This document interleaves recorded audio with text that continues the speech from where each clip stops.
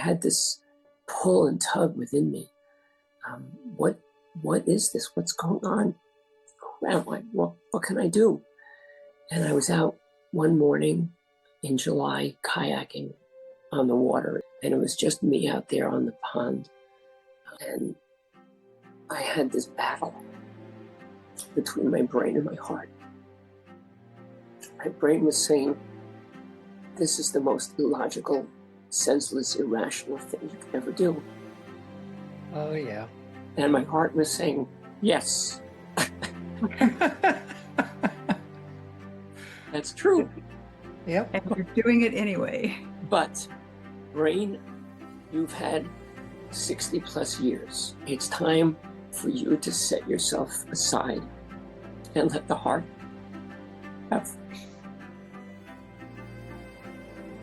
have her turn. What do you really know about people who were born transgender? Have you ever met someone who's transgender? Well, if you're like me, you're curious but hesitant to ask questions. Well, welcome to Demystifying the Transgender Journey. In our conversations with people who were born transgender, their families, friends, and the professionals who support them, we ask probing questions and discover insightful and educational answers. You can also find more information on our website, thetransgenderjourney.com. Now let's get right into today's episode. Hello, and welcome to another episode of Demystifying the Transgender Journey. I'm Lynn Murphy, one of your hosts. I am an author, a speaker, and leadership coach, and a cisgender woman. And our co-host today, as always, is the amazing Wendy Cole, who is a transition mentor. She is living proof that it's never too late to make changes, and she transitioned when she was 67 years old. Now she's helping people go through major transitions in their lives. So this is a place where real stories, honest conversations, and authentic voices come to life as we interview people who were born transgender, their families, their friends, associates, and the healthcare providers who support them. So together we're bringing conversations to you that open minds, touch hearts, and hopefully inspire change. Be sure and share this out. Now, I am so excited today to be able to introduce you to an amazing woman. Robin is a woman who radiates joy and loves every moment of her life, her second life.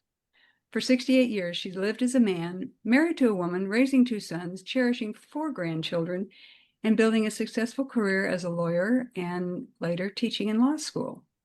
Then, a decade ago, everything changed. Through a rapid and deeply painful transition, she became Robin. Her journey brought profound loss. She lost her marriage and her friends, but it also brought an abundance of joy, authenticity, and freedom that she really had never known before. So today, Robin is thriving, and she's gracing us with her presence today. We're so appreciative that she's here today. She continues to share her love of learning as a lifelong education instructor. She cultivates beauty as an award-winning gardener, and brings her competitive spirit to the pickleball court, where she is a champion player. So Robin, thank you for being here today. I'm so excited to be sharing your story with our audience. Well, thank you. My pleasure, really. Thank you for being here.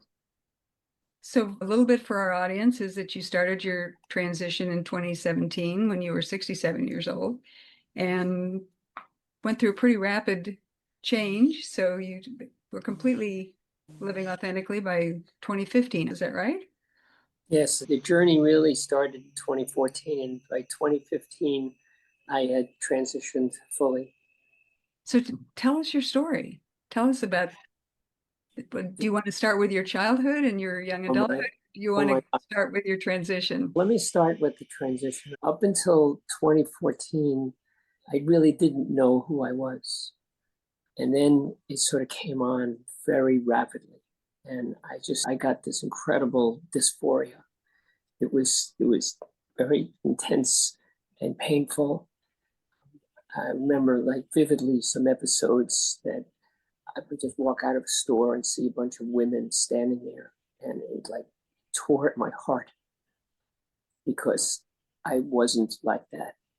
And I didn't really know at that point, who I was or what I needed to do, what I wanted to do. I remember once I was sitting outside at a little cafe and there were three older women there. I think they were in their 80s. They were huddled over a laptop and going over some spreadsheet. And now I am 68 years old at the time. And I was thinking to myself, I would give 15 years of my life to be that way. I would happily be in my 80s if I could be a woman. And it was that intense. My final decision, I guess, to transition, I was walking down the street and I saw in front of me, it wasn't actually there, but I saw in front of me this big, deep, dark pit. And at the bottom of the pit is where I was in despair. That was the rest of my life, unless transition. So I finished the walk, went back to my wife at the time and told her that that's what I had to do.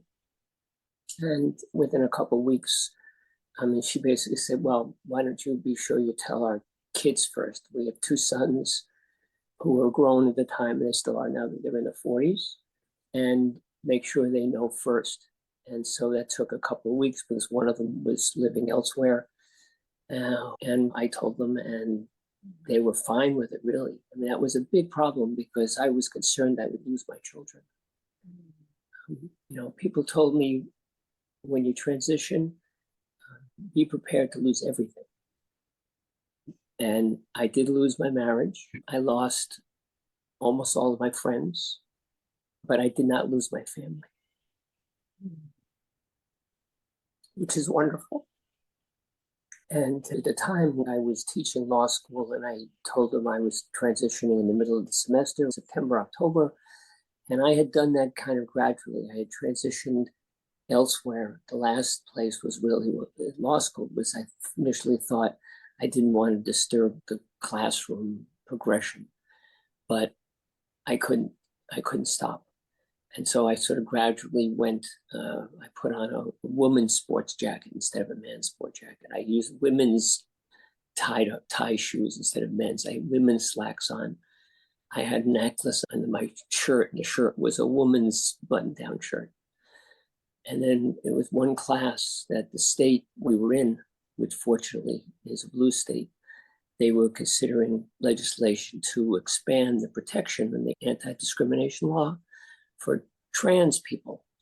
And it was getting near the end of the legislative session, and people were being encouraged to contact their state representatives. And so I said to the class, this is something for you for extra credit. And of course, they all paid attention. And I said, not in the class, but life extra credit. And I explained what the legislation was. And I said that, you can contact your state legislator and advocate in favor of the legislation. And this is personal. I mean, for some of you, it may be personal if you happen to have a friend or a relative who is trans. But for me, it's personal because I'm trans and I've transitioned everywhere except here in the classroom. And next week, I'm going to finish that. So the next week, I didn't know what to expect because I put on a skirt and, much more feminine blouse. And I had makeup on and heels and my pantyhose and all. And I didn't know if the students would be hanging around the corners and the columns and looking to see what's all this about, But I walked into the classroom, and then the other students came in and they said, "Hi, Professor." And that was it. Fortunately, the school was very supportive because this was, again, a progressive state.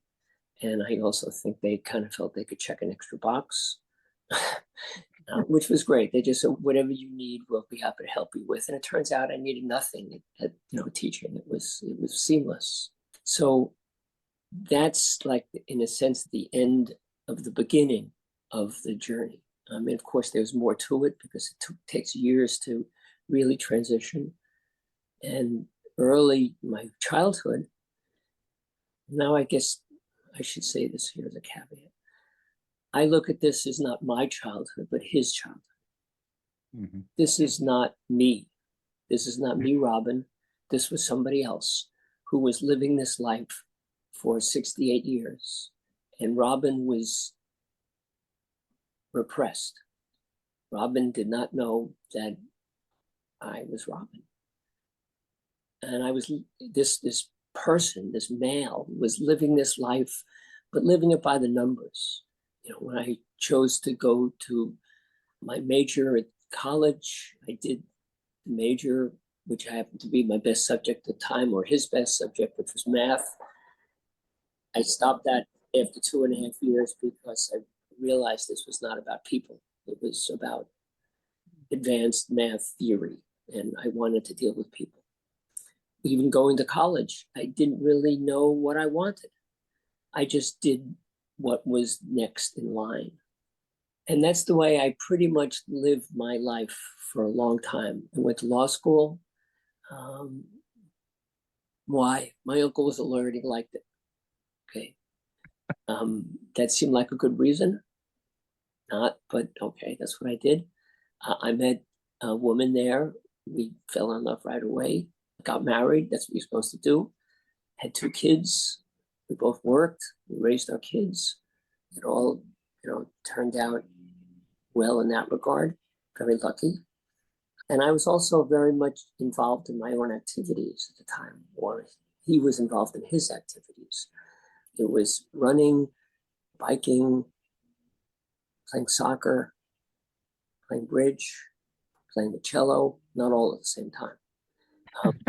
But over the course of the years, and often when he and his wife would, like, going on a trip or going on vacation someplace, and he would say, I can't leave yet, I have to run, or I have to practice the cello or something like that, or we have to get there this hour.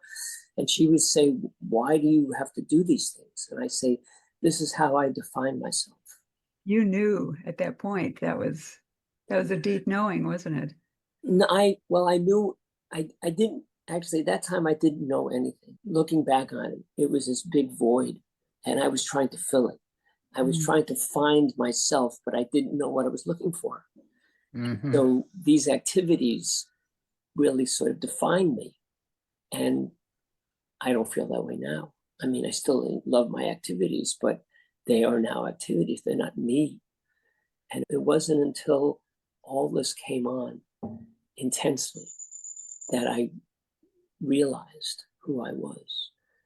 I mean, I look back and I see there were signs. I always felt I was different, but hey, doesn't all kids and adolescents feel they're different? Yeah.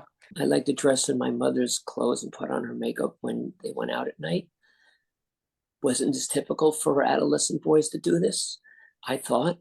I later learned when I transitioned and talked to my male contemporaries, I would say, I did this, didn't you? And they say, no. And I'd say, you didn't do this? I said, no. I said, really? Nobody did this?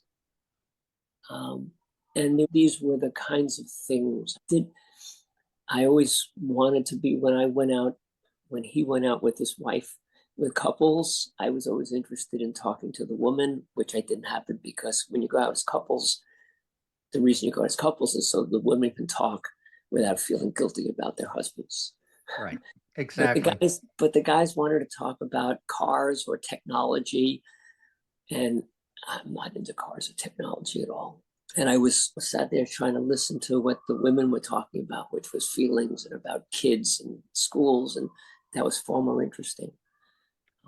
And when I was a lawyer, or when he was a lawyer, there would be things they would do, like wear painted flower ties, which were just, it's a little bit Beau Brummel, very different. At some point, I would start to wear, a little bit of women's underwear. And once I took my dress shirts to the cleaners, and, I had 6 or 7, I got them back, and one of them wasn't mine. I had brought in a white shirt with a blue pinstripe, and it turned out that what I got back was a blue and white striped shirt, a woman's shirt. Buttons are on the other side. And I asked about it, and they said, there's no way of knowing. Well, that became my favorite shirt. And every time I wore that shirt, I just felt a little bit special. Now, at the time, I thought, well, I'm sort of just a nonconformist because he kind of grew up, in the 60s, and this was the era. And at that point, it was very unisex dressing. He had long blonde hair, beautiful hair, down to my shoulders. My then girlfriend, who became my wife, when I'd be walking down the street, and she had hair down to her waist, and he had shoulder length blonde hair. And sometimes we'd get stopped by some woman, and they'd look at me and say, "How did you get your hair that way?" Because it was so lovely, and I loved that. And I loved the feeling of that, but I didn't really understand at all why I love that feeling. So this were the things over the decades that, looking back on now, I see as the signs of who I really was. All those things that you said defined you before, your cello playing, your card playing, all of those things. So many of us find that we need distractions to help repress this, but you weren't knowingly repressing at the time. No. I was not knowingly repressing. And one of the struggles I, in fact, had during the later stages of the journey, once I started to become aware of my true self, was how is it possible not to be aware of this for 60-something years? Mm-hmm. How is this possible? I mean, either I was totally unaware of this for all this time, which seems incredible, or what I was going through wasn't real, which also seems incredible. Mm-hmm. But I had a great therapist, and the therapist said, yeah, people repress things for their whole lives, and they never really know. You were deeply repressing. I was deeply repressing, to the extent that repressing means you're not even aware. Suppressing means you're doing it and you're aware of it. Repressing means that you're not even aware of it. You weren't feeling gender dysphoria then? No, I wasn't feeling gender dysphoria. I remember, like in college, I would take poetry classes, and I read poetry. And one of the poems I wrote was called "I Am a Special." I wish I had it now, because I don't know what it's like. But I felt that way. I felt that somehow I was different. And I wasn't like the other guys at all. But there are a lot of men, young men, adolescents, men who aren't like the other guys. I mean, it doesn't mean that you're trans just because you're not like a macho guy. One of the complicating factors here is that I was always a year younger than everybody else in my grade, because I started school very early. And I also was a late developer in puberty. So he graduated high school just turning 17 and looking 15. So I never really went through the high school experience like other juniors and seniors would go through. I never went through that kind of adolescence, the dating scene. So I was different. I mean, these were things that were obviously, to me, different than everybody else. So being different, being special, didn't signify anything necessarily about gender at the time. But it came on. I started to want more and more to wear women's clothing. My wife, or his wife, was saying, "Oh, well, okay, why don't you explore that a little bit?" She was hoping that going to therapy and going to this club where people came, and they would come with their women's clothes. They would change into women's clothes and spend the evening and then change back and go back into their lives. And she was hoping that that would be enough. But the more I did that, the more it became obvious that I needed to do that. See, my wife at the time was hoping that I would be very satisfied with just being a cross-dresser and staying in that world, and that would be it. And I told her no. I knew right away, because decades earlier I'd tried that and it didn't work for me. I hated it because it reminded me of all the things I couldn't be. Right. Yeah. The year that I was going through this incredible change, that's the way I would feel whenever I would see women. I mean, you can't avoid gender in the world because you walk down the street and you see that there are women and there are men. And obviously they're different, they look different, they act different, they feel different. And I look at them and I say, I can't tolerate being what I was. Mm-hmm. I couldn't do it. So when I first went to this club, which was great, there were people there who were cross-dressers, and there were people there who were beginning to transition, and there were people there, women there, who had transitioned fully. And when I first went there, I remember one of the women said to me, do you know the difference between a cross-dresser and a transgender woman? And I said, no. And they said, 3 years. And I said, that's not me. I'm a cross-dresser. That's when I first went there. But it was not 3 years. She was wrong. It was 10 months. That fast. You knew, didn't you? Yeah, it was. I mean, it just came on. And I was really struggling with this incredible. And I had this pull and tug within me. What is this? What's going on? What can I do? And I was out one morning in July kayaking on the water. It was a beautiful, still, sunny morning. And it was just me out there on the pond with the sun and the sky and the sand and the sea and the surf and the shorebirds. And I had this battle between my brain and my heart. My brain was saying, this is the most illogical, senseless, irrational thing you could ever do. Oh, yeah. And my heart was saying, yes, that's true. Yep. And you're doing it anyway. But brain, you've had 60 plus years. It's time for you to set yourself aside and let the heart have her turn. Mm-hmm. And at that point, I knew.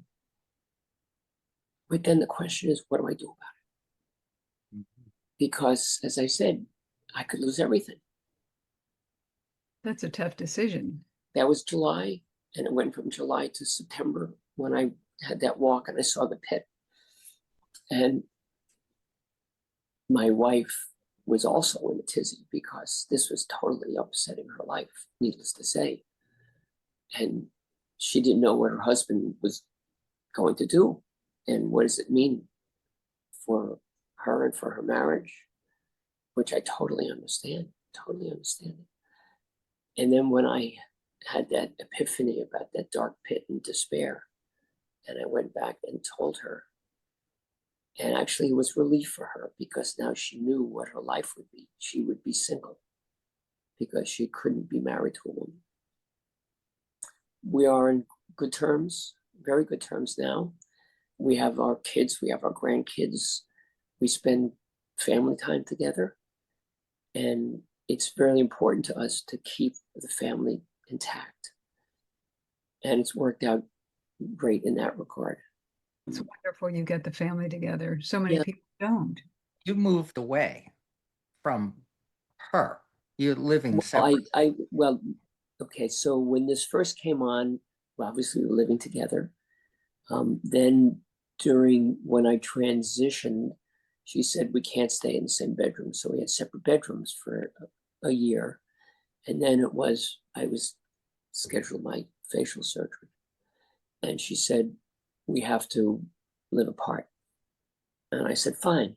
So I got my own place close by because we had one of our sons and his kids living close by. So we all wanted to live close together.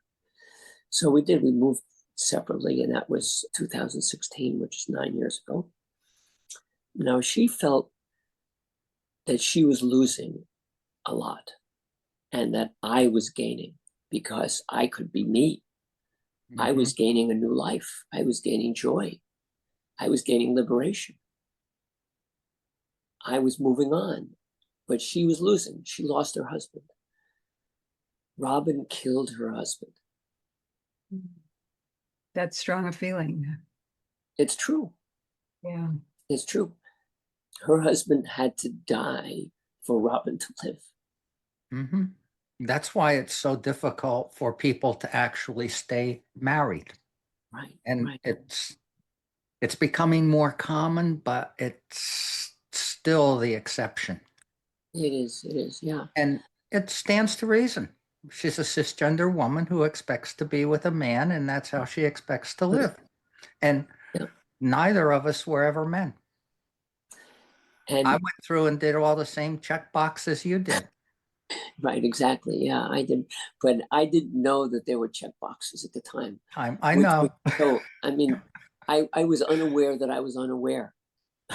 I was very aware. That's the big difference. Which sounds very weird, but this is the way it is, I feel.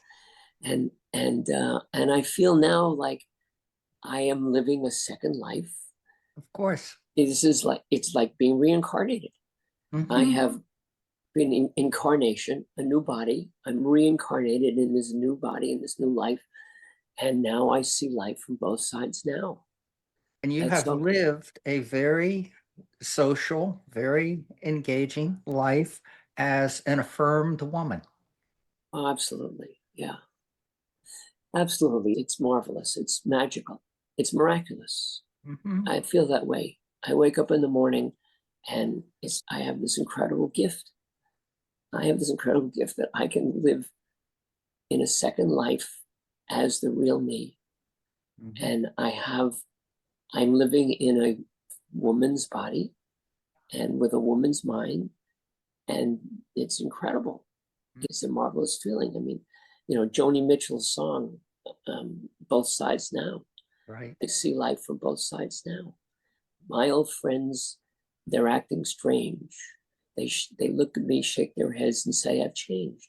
Something lost and something gained by living, she sings, by living life every day, by living life my way.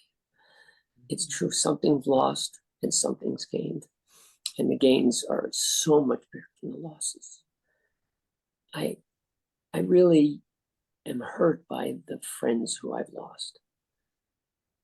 I kind of don't understand it. And it's painful that they don't want to be with me, but that was my former life, I guess. Whatever that former life was, that's who their friend was. And I'm a new person. I'm not friends with Robins, but I miss that. I miss them. Well, Robin and Wendy broke all the rules of heteronormative society when we did this. And that's a turnoff to a lot of people. I had a lot of people just leave me completely. And I totally get it. I mean, we just don't fit into their framework, and it's their issue, not ours. It is their issue, not ours, but we suffer for it.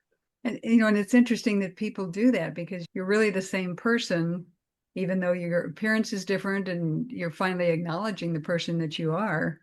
But isn't it interesting how people walk away from that? And if anything, we do become different people. We're not the same people that we were. We are different people. We're actually better people. We're freer to be ourselves, and our full personalities come forth. Yeah. Well, better. Okay. For me, I don't know. I mean, yes, in a way, hard to say because that past life, it kind of worked for a lot of people. Mm-hmm. And in some senses, it was working for me as long as I was unaware of what was going on. Right. But once I became aware of it, it wasn't working at all. And it was terrible. And I can understand because, okay, so the guys, they like to be with guys a lot. Okay. And it's like, they don't, how can I be friends with a woman? I mean, it just doesn't, it doesn't play in our society. Right. It doesn't play in society. And the women in the couples, when you get divorced, even if it's cisgender people getting divorced, they often will choose sides, and they're going to choose the woman's side, the woman they knew, as opposed to somebody different. Yeah. So, they're gone also. And I understand it, but it's still painful. And I do feel, as I said, I'm in a second life, so I am a different person. There are many things that are the same about the two lives, but there are many things that are different. One obvious thing is that in my previous life, I was the one who was always warm. Turn the heat down. No, turn it up. Now I have a boyfriend who we live together. That's another story. That's another fascinating aspect here. Yeah. And he's warm and I'm chilly. And he keeps the bedroom cold. And I walk in and I go, polar bear, polar bear. And quick, get under the covers so we can cuddle together and I can warm up. That's just one example. There are many other things that are different now than they were before. I understand women now so much better. I've said to my ex, it's ironic that I had to become a woman in order to understand you. But it's true. It's true. I mean, before, as a man have trouble understanding women. You know, men are from Mars, women are from Venus. Okay. But I get her now.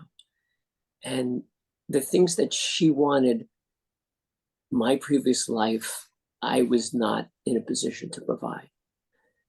Here's one example. One time we were up in the bedroom, it was late at night, and there was a noise downstairs.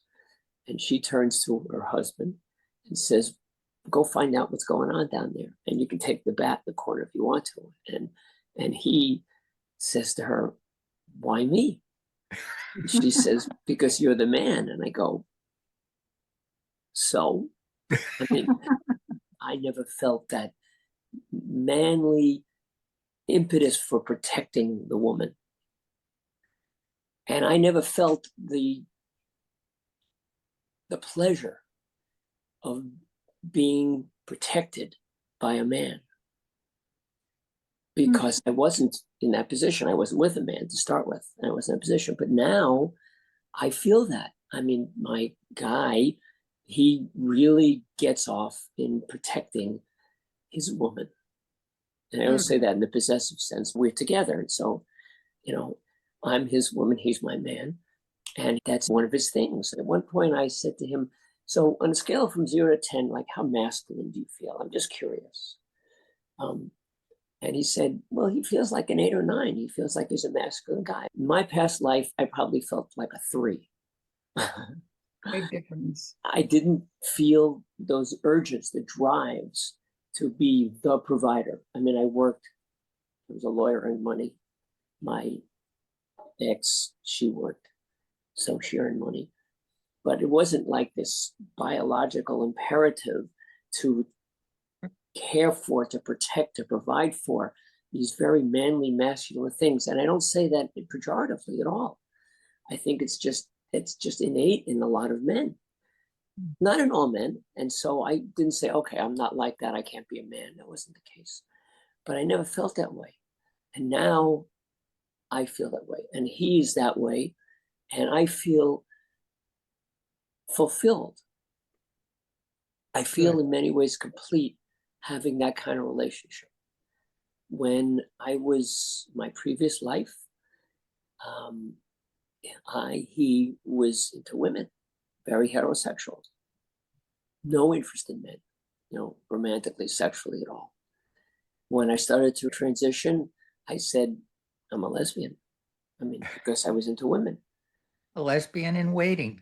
A lesbian waiting, yeah. I mean, I went meetups to lesbian sites, and I would go to the lesbian events, and they were interesting. And I still like women, so I'm bisexual now.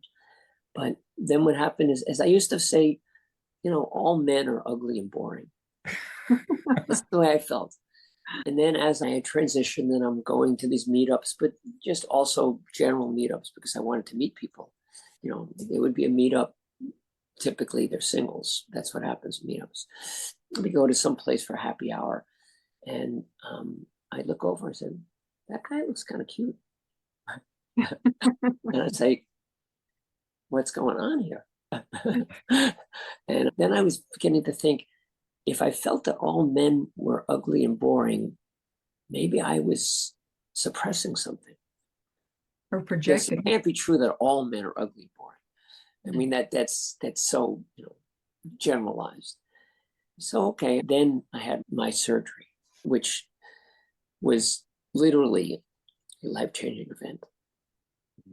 One of the most amazing, happiest days of my life was when the bandages came off and I could see the real, complete me. It was beyond words. I mean, I was crying, and like the nurse said, "Oh, was that painful taking off the bandage?" I said, "No, these are tears of joy." But after my surgery, I remember I saw Jenny Boylan, the trans woman who's an author, and she was on Oprah because she'd written a book. One of her books, She's Not There, was her memoir. It was very influential for me. Yeah, that's a very interesting book. It's great. Yeah, I like the way she writes. She writes by like telling little stories, and they all kind of link up. Anyway, she was on Oprah, and she had her surgery, and she married to a woman, and Oprah asked her, she said, "Jenny, now that you have gotten your surgery, I mean, are you going to date men?" And she says, "No, I'm married." And Oprah asked her, "Well, Jenny, you have this brand new fancy racing car in the garage. Don't you want to take it out for a test drive?" And Jenny said, "No, I'm married to a woman." Well, I was thinking, I would take this out for a test drive because I want to know what it's like. Mm-hmm. I've never, obviously, I never kissed a man. I had no interest in men really, but I wanted to see what this was like. And it so happened that this was now several months after my surgery. I was having a dinner with an ex-colleague I used to work with, a fellow lawyer. And we worked together for many years, not particularly closely. It was a big organization, and so we would, see each other occasionally, but I would try to stay in touch. And I was telling him the story about Oprah and Jenny. So we had our dinner, we chatted, we caught up, like, what'd you do? How's your family? How the kids? Where'd you go? Okay. And then we hugged goodbye. And the next day I get a text from him that says we should get together. And I'm a little puzzled because we just got together last night. I mean, we would see each other maybe once a year. Okay. So was this like an old text that I didn't see before? No, it's new. And then I'm thinking, oh, wait a second. He wants to date me? And then he texted me, "If you're looking for a passenger for your test drive, he'll volunteer." Ooh, that was quite an unusual come on, huh? It was very unusual. And I'm thinking, okay, this is interesting. Now, what a development this is. So the upside is that I know this guy. I've known him for many years, and I felt totally safe with him. I don't have to have a blind date. I don't have to go to a bar and pick up a guy. It's not somebody who I'm just randomly meeting. I know who he is. He's really sweet, kind, gentle. I wouldn't say not especially attractive, but not ugly, but okay. And so this is good because, when you're on the other side, the world is a lot more dangerous. The first time I went to teach dressed fully as a woman, I had to park my car because I drove in, and I parked different place than I did before. Not in a garage, which would be dark, not on a dark street. I had to be in a well-lit place. And if there was a guy who was coming towards me, I'd cross the street first. Now, this is not news to any woman. No, it's not. But for a man, you don't have to worry about that. So safety is now very important. So he's safe physically. I mean, my physical security would be good. So I said, okay, let's do this. And it took a little while to set it up, and he sort of went whole hog. He said, "Let's get a hotel room." And he had flowers and wine, and it was just so special and nice. And obviously I was anxious because I had no idea. I'd never done this before. Would I like it at all? Would it be bad for him because I don't like it? Would I even be able to do it physically? That was all these questions I had. But we kissed and it was really nice, and then we kind of got into it and got into bed, and at this point I was just wearing my black thigh highs and a pearl necklace, and we had sex, and it was like, wow, this is good. This is really good.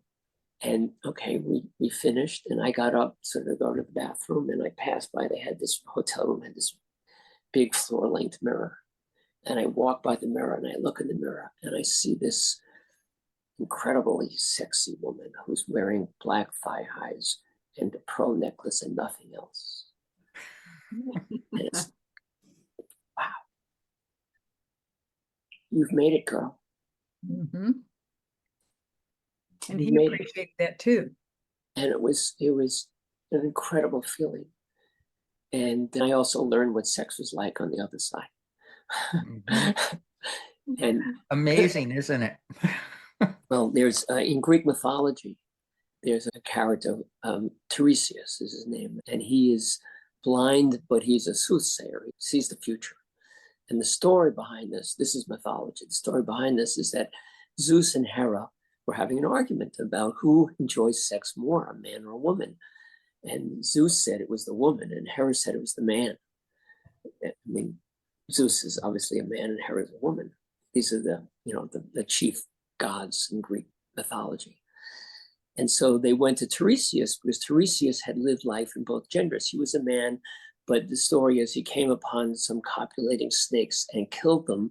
And his punishment from somebody was to become a woman for 7 years. And then after 7 years, he came across some copulating snakes, and he didn't kill them, and he turned back to a man. So he had lived for 7 years as a woman. So they asked Tiresias, who enjoys sex more, a man or a woman? And he agreed with Zeus, it was the woman. And Hera was angry that he agreed with Zeus, so blinded him. And Zeus said, well, I can't undo what Hera done, but I will give you the power of prophecy. So that's how Tiresias became a blind prophet. And he's right. I mean, from my perspective, from my experience from living life in both genders, women's sex is far superior to a man's sex. I would totally agree. And just for one thing is that for most men, it's one and done. And that's not true for a woman. There's no physiological endpoint there, other than perhaps exhaustion. But the orgasms are different too. I mean, yes. But to me, it's just, I feel like this is the second gift. The first gift I have now is that I'm actually able to live my life as a woman. And the second gift is to be able to live life in two genders, to see both sides. I see both sides now, and to be able to compare. There are very few people that have that gift, that benefit, to be able to say, I know what it's like to live as a man. I know what it's like to live as a woman, and I can see the difference. And it's not a value judgment here. They're both terrific in their own ways, but for sex, it's definitely a woman. Well, in other cultures, people who are transgender are revered because of just what you're saying. They can understand both sides of it, come from both sides of it, have experienced that. And you're talking about sex as a woman. Was that something that surprised you? Had you thought about that before? Well, as I said before, in my previous life, I had no interest in men. And I wanted to have sex with women. Well, I was married, and I had sex with one woman for 40-something years. So this was all new. As I said, I thought men were ugly and boring. I had no interest. I thought I was a lesbian. And then it just sort of grew. And now I like both men and women. I haven't changed completely, but the fact that I am enjoying being with a man sexually, romantically, as a couple is a total surprise to me. It just sort of developed. It came on. One thing that I learned in this journey is to be open to the future, because you never know what the future will bring. I certainly had no idea 15, 20 years ago that this is where I would be. This is what I would look like. This is who I am. This is what my life would be like. And then I would be with a man. And I had no idea. But I'm open to the future. I said, I need to be open to the future. In this life, I would have women friends, new friends. And they would kind of ask me about, I was dating a lot because when I transitioned, I became 16. Because you went crazy. Yeah. Onset of puberty. I was. It was all new to me. I mean, wow. Now, yeah, like I have this wonderful female body. And I said, I'm gonna enjoy it. And I dated a lot, men mostly, because that's what's available. I mean, I'm a woman. 95% of the men want to be with a woman. 5% of women want to be with a woman. So the pool of men is much bigger than the pool of women to date. I did play with couples, so that was fun. There was a key difference between your dating and some other people that I know dating. Right. You never revealed your past. No, I didn't. I didn't reveal my background because I knew what would happen. If I was very open and about being a trans woman, then I wouldn't get the dates. Right. And some of my friends would say to me, well, when you're dating these guys, do you tell them? I said, no, I don't tell them. Why would I tell them? I mean, if I had been in prison when I was 18 years old, would I tell a date that that's what happened? If I was pregnant and had an abortion at 16, would I tell a date that? If you had a hysterectomy or exactly, if I had anything. a hysterectomy like 2 years ago, would I tell the date that? No, I wouldn't tell. It has no bearing on who I am now or what our experience is going to be. And they didn't know. And that was fine and wonderful. And it was very easy. I mean, being a woman dating online is like a lot easier than being a guy dating online. Yeah. No long-term relationships at that point. These were all casual. Yes, these were all casual relationships. I mean, I was interested in having something ongoing, not necessarily one-nighters. But I had spent years becoming a strong, independent woman. And this was also like COVID time, so there was a lot of kibosh on a lot of things. I would spend years becoming a strong, independent woman, working very, very hard at it, doing a lot for it, physically, surgeries, electrolysis. And I did not want to give that up. I did not want to become a dependent woman. I was not interested in a relationship of any significant depth. And my women friends would say to me, those who knew my background, and typically what I do is I don't tell people unless we become quite friendly, and then I'll tell them because I think it's time to share. We're becoming more intimate, as friends. But they would say, well, what happens if you meet somebody and you fall in love? Are you going to tell them? And I said, I don't know. When I'm there, I'll know how I feel. And when I know how I feel, that's what I'll do. Because I didn't know how I'd feel. I didn't know how I'd felt, about being this way and being with men like 2 or 3 years ago.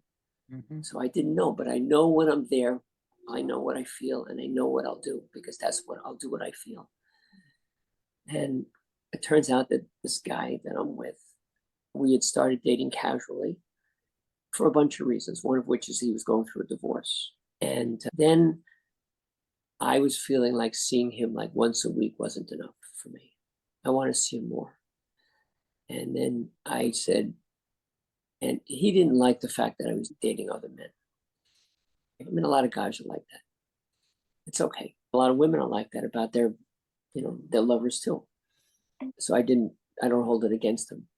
But I said that I will date less if we can see each other more because I need that that social contact, that physical contact. I need the sex, I need the cuddling, I need the touching. It's really, really important to me. And so I said, if we see each other 3 times a week, I'll date less. And he said, okay. And so we did. And then after that, he said he just doesn't like the fact that I'm with other guys at all. And so I had to make a choice. And I said, I will, he was just on the phone, actually, because I was on vacation. And then I said, well, let me just think about that for a few minutes.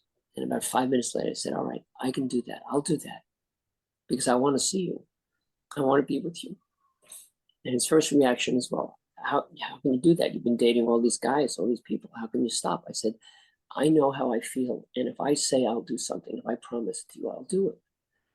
So he said, okay. And I said, all right, I will stop dating other men. And so then the question is, all right, he didn't know my background at this point. So what do I do about this? And I decided when I came back from vacation, I should tell him because I didn't want to get deeper in this relationship and have him hurt by it. Mm-hmm. Plus, we had some conversations about things that happened in his life. He had encountered some trans people and he was very open and accepting about it. So I sort of I was optimistic that it would be fine. So I came back and I said to him, there's something I need to tell you about my past. And he said, what is it? And I said, well, for 60 something years, I was living as a man. And he said, okay. Wow, no big deal. And I said, really? And he said, it must have been really hard for you. Oh, how sweet. Isn't that wonderful? So he says that he admires me for my courage. Now, I've had a bunch of people when I tell them say that, wow, it's very courageous of you to transition, change your life. And I said, I don't feel that's courage because I knew I had to do it. Mm-hmm. Which is when you do something you know is dangerous and risky, but not because you have to do it, but because it's the right thing to do. Mm-hmm. That's courage. I don't feel it's courage. It's just something I had no choice.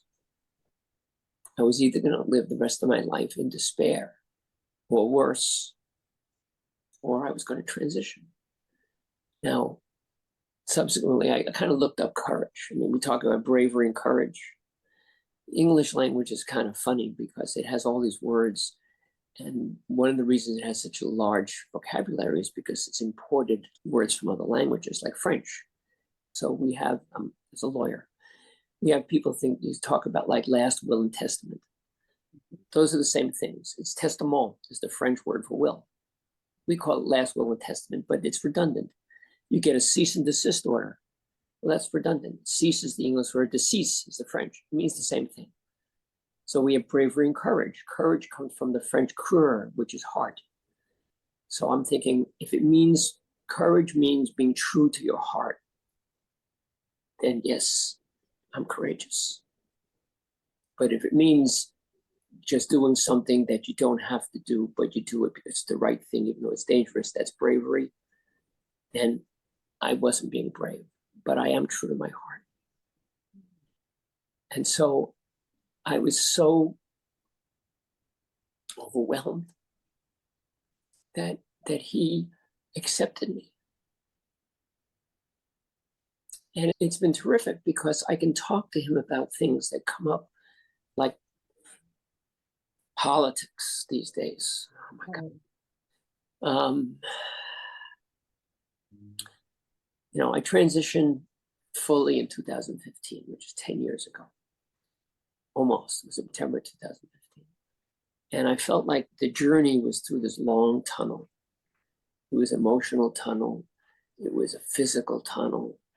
It was everything. You have to go through surgeries, as I said, electrolysis, dressing, in the right way. When I first transitioned, I would wear more jewelry than I do now. I haven't yet gotten to the point of sweatshirts, and sweatpants at home. That I'm not into that yet. I still like to look a little dressy and feminine. for me and for him, but it's like a long tunnel. And I felt at some point that I sort of gotten through the tunnel and I got to the other side, and I was no longer a woman with a T on my forehead, which is another reason I don't tell people about my background, because I don't want them to say, oh, Robin, she's that trans woman. I want people to say, oh, Robin, she's, that woman, she's a nice woman, whatever. And then if later I tell them about my background, it doesn't have the T on the forehead. It just passed. You talked about doing things physically. What did you have to do mentally and emotionally to get through that tunnel? That I mentioned, that year was torture. Mm-hmm. Because it was, the dysphoria was so incredibly intense. Because you can't get away from it. As I said, everywhere you look, there's gender. Mm-hmm. And I look at women, like those three older women, and to want to be 15 years older than you are. If you're 68 and want to be in the mid 80s just so you can be a woman instead of a man. That's sacrificing a lot of life. So emotionally, I had to get to that point that I knew that I had no choice. And then once that happened, I knew I would lose a lot. And what am I going to lose? What am I going to gain? What am I going to keep? And I've lost a lot. I lost, as I said, almost all my friends are gone from me. But you made new friends. But I make new friends. Yeah, I make new friends. That happens. So another aspect of it, which I find interesting, is that I feel like I am a newbie in the world. Mm. If I had grown up in a completely different culture and immigrated to the United States, and then became friendly with a bunch of people, a bunch of women, and they'd be talking about things that I would have no idea because I wasn't part of that culture. And I feel like, how do I become fully into that group, into that sisterhood, that American sisterhood, or so to speak? Is it possible to do that not having grown up in that culture? Well, I feel that way, that that I am somewhat of an alien to that, to the sisterhood, because I didn't grow up that way. I didn't have a period. I was never pregnant. I never breastfed. I was never an adolescent girl. I don't really know what any of those things are like. Mm-hmm. I can't experience that personally. Sometimes I still feel often that I'm a little bit like that I am a foreigner in this land of the sisterhood land. That's one of the things that I desperately wanted to be part of the sisterhood. Walk down the street now, smile and nod at a woman. She smiles and nod back, or she'll do it first. It's just an acknowledgement. Yeah, sisterhood, sisterhood, sisterhood, sisterhood. You can't do that as a man. Have women friends that you can talk to these things, talk to them about these things? I can talk to these things, yeah, but I can't. They talk about, when they were pregnant or when they were adolescent and going through that, and when they were first dating guys or whatever it happens to be. And I've never experienced that at all. So I don't really know what it's like. So I still feel a bit of an outsider in that regard, even if they don't know my background. As long as we're talking about present things, it's fine. But I just don't have the same experiences. And this kind of gets to the question of, like, what is a woman, right? This is all in the politics today, in the UK especially. J.K. Rowling, all right, is a trans woman a woman? Because trans women don't have periods and they've never had pregnancy or breastfeeding. Well, a lot of women don't. There are different kinds of women. And yeah, I don't need to have all of the same experiences to be a woman, but I still sometimes feel like I'm outside of that if they start talking about something that I never experienced. And again, like, I grew up in a different culture. And to some extent I did, because I grew up in a male environment to a large extent. Well, I never have had children, but I remember years ago being with a bunch of young women and they were talking about childbirth. And here, cisgender woman, but I didn't know anything about childbirth other than what you read and hear. I can't identify that. So there's some cisgender women who can't. I've never had a child, never breastfed. I did have a period, but we're all human. We all have different experiences, and you bring so much to it. The fact that you haven't had the period and the pregnancy and the breastfeeding, you bring things to your womanhood and to your colleagues, your associates, people because you've got both sides now. Right. That's what I find so fascinating is how Mm-hmm. you didn't have the gender dysphoria. So you had a not totally upsetting youth and several years of your life. And then when you changed, you went through that dark tunnel. And that sounds like that was very, very difficult time. And now you're so alive and so interested in the world and being with people and living your life. And it just seems to me like you're loving your life so well that you bring something that's unique that other people can't bring. Right. Well, yeah, I agree with that. That's definitely true. And this, the other flip side of the coin is that I have things that other people don't. I may not have things that other people do, but that's true for most people in some way or another, or everybody to some extent. Yeah. And you're sharing it. And I appreciate you sharing it. Oh, well, yeah, I'm happy to. I just feel like it's very important that people get a full picture of what it's like to be trans or to go through that. When I went through that tunnel, I would feel that I was a transgender woman. Now I'm a woman. Mm-hmm. But all the things that are happening in the world and the politics just brings me back into that tunnel. So one of the things that I've tried to do, one of the programs that I'm going to be teaching life learning is on transgender rights and wrongs. And I don't want to be preachy about it at all. I want to have just a discussion, but I think it's just exposing people to all sides of the argument is really what would be valuable. So get people to think about it. Some of the things do have two sides. I mean, like youth transgender care for minors. Okay, I mean it's not everything's fine, and certainly not it's totally bad. So there are some nuances there, and I think the same thing is true for sports. I mean, there's a big difference between a 7-year-old trans girl playing with the boys and a 21-year-old trans woman who is playing in the Olympics. Now, I'm not saying that she shouldn't be in the Olympics, but I'm just saying there's a difference. And I don't think that everything should be painted with the same brush. And they're painting everything so black and white. Sex assigned at birth, you need to use this bathroom. And that just doesn't make any sense. That's not really what they want if they think about it. No, when I go on vacation, like to Florida, I'm breaking the law. Yeah. I mean, what bathroom am I supposed to use? Am I supposed to go into the men's bathroom? Well, and if you went in the men's bathroom, would you be safe? And would the men appreciate that there was a woman in No, it would be totally weird. Yeah. It totally, so I think we've gotten beyond sanity. Yeah.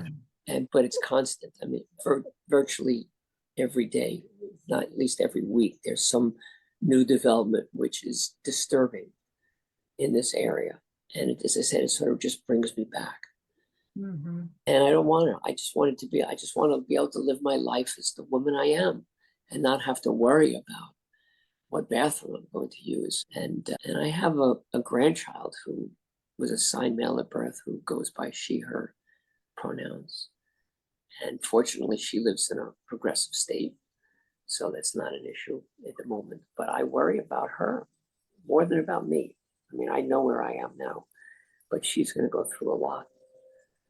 And I know right now she lives in a bubble because her friends are all fine, her family's fine, her school is fine, her community's fine, her state is fine. Most of her friends, she says, are non-binary. And so that's a sort of a different world. I don't really even understand them. But then again, I'm old enough to be certainly their grandparent, if not their great grandparent.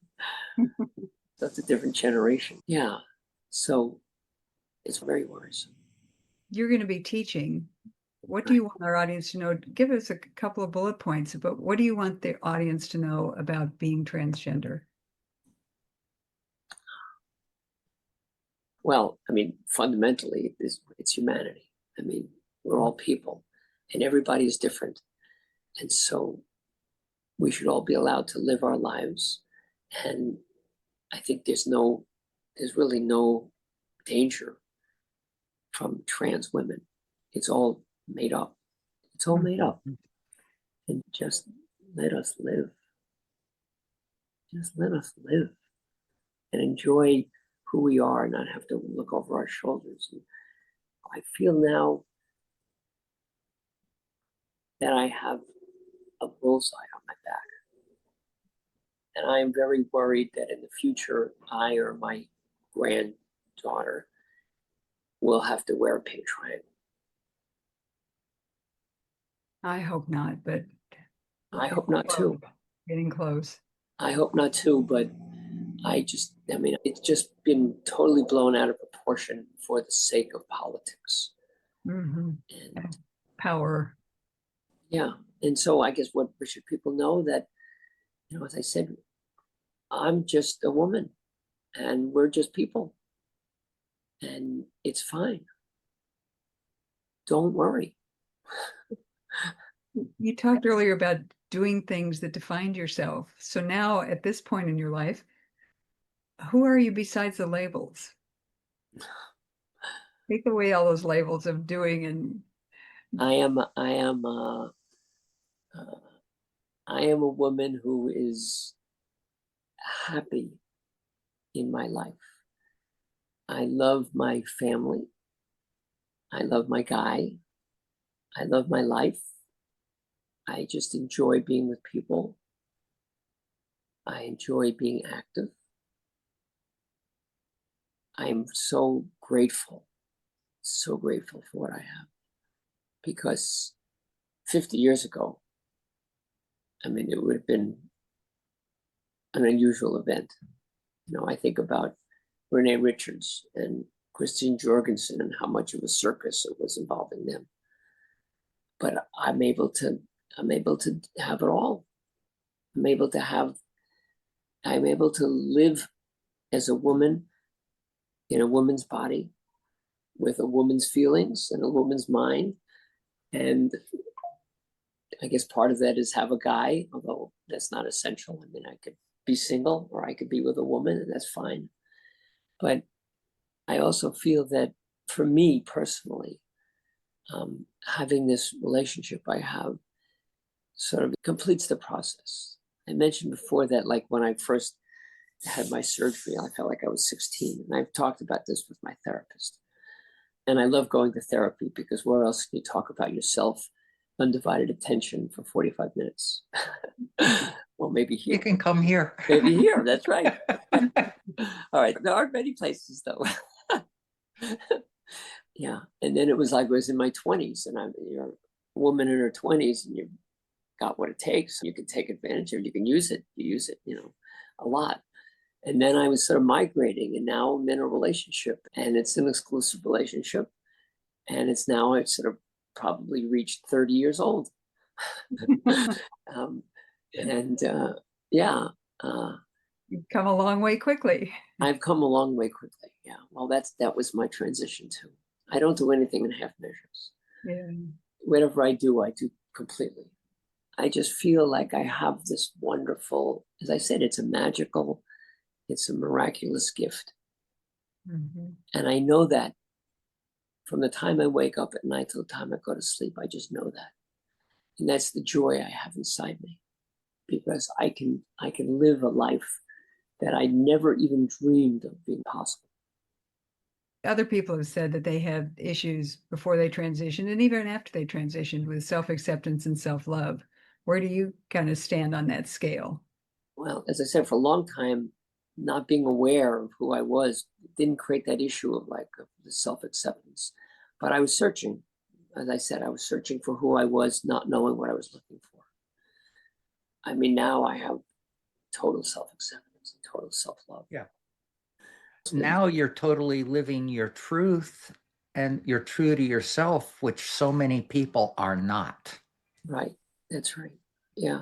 No, well, I know I have things to work on from a personality perspective. We all do. We all do. We all do. I still get too upset on the pickleball court if I miss a shot, and I get angry and I curse and I yell. And sometimes No. somebody says like, "Oh, are you from New York?" And I said, "Yes." How did you know? I said, "Well, because you curse. You know, a woman cursing from New York. I didn't know that." Okay, I have issues. I mean, everybody has issues, and I have to work on things as a personality. But it's not gender. I don't have to work on that anymore. I still have to think about it and worry about it because of the environment, but I don't have to work on it. There are some remnants that still exist. Testosterone creates a lot of body hair. And even though I have no testosterone in me now I started on hormones in 2015, so by 2016, my testosterone was gone and I have estrogen. It still takes a long time for the body to recover from that, what people call testosterone poisoning. Testosterone poisoning, exactly. But I still feel a little dysphoria, I guess, about some of the body hair. I mean, women are supposed to be, quote, clean shaven, and men are supposed to be, quote, hairy, unquote. So that's gender. Yeah, but that's not always the way it is.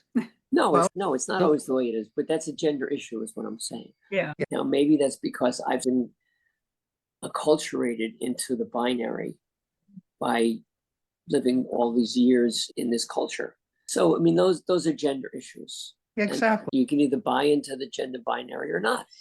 This is a process, but this is like the binary. It's the little tail at the end of the big dog. Right, really. exactly. Well, is there something else that you want to share before we wind up today? No, I don't. There's just so much in my life and so many aspects to this journey. I really wish other people could experience the journey, be able to reflect on who they are and who they were, because as people mature and they get older, they turn into different people. I'm extremely lucky to be able to have what I have. And still have like my family. Mm-hmm. And that's really important.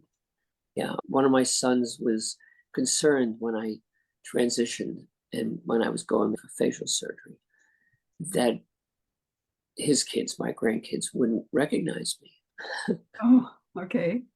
So I was able to go through the facial surgery without that much modification. So I said to my son, I said, well, no, it won't be that different. I'll just look like my twin sister. And so my oldest grandchild at the time was 5. And so the first time when the grandchild saw me, the real me, and I didn't overdo it. I didn't put in a lot of makeup. I didn't have like a low-cut dress, nothing like that. But I had nail polish on and a little bit of makeup. And the grandchild said, "Oh, your nails match your shirt." And I said, "Oh, yes, they do." "Okay, let's go play." It was just normal things, right? Yeah. So fortunately, I did lose my family. Wendy, do you have any questions or anything to add today? No, you've been great. Thank you for coming on and doing this, Robin. Oh, it's my pleasure. It's really my pleasure. Thank you so much for allowing me to do this. Well, and we usually ask for contact information, and I understand that if people want to contact you or find out more about you, that they can contact us, and we will be the intermediary there. So thank you, Robin, for being here today and for sharing your amazing story. And let's thank our audience today, too, for joining us on Demystifying the Transgender Journey. I'm one of your hosts, Lynn Murphy, and Wendy Cole's been your other host. So share this out, like, subscribe, help us build our channels, whether you're watching on YouTube or listening on your favorite podcast app. And join us next time for another amazing conversation on demystifying the transgender journey. So remember to stay curious and stay kind. Thank you for joining us today on this episode of Demystifying the Transgender Journey. Remember to subscribe so you don't miss a single episode of our fascinating interviews. You can also find more information on our website, thetransgenderjourney.com. So until next time, stay curious and stay kind.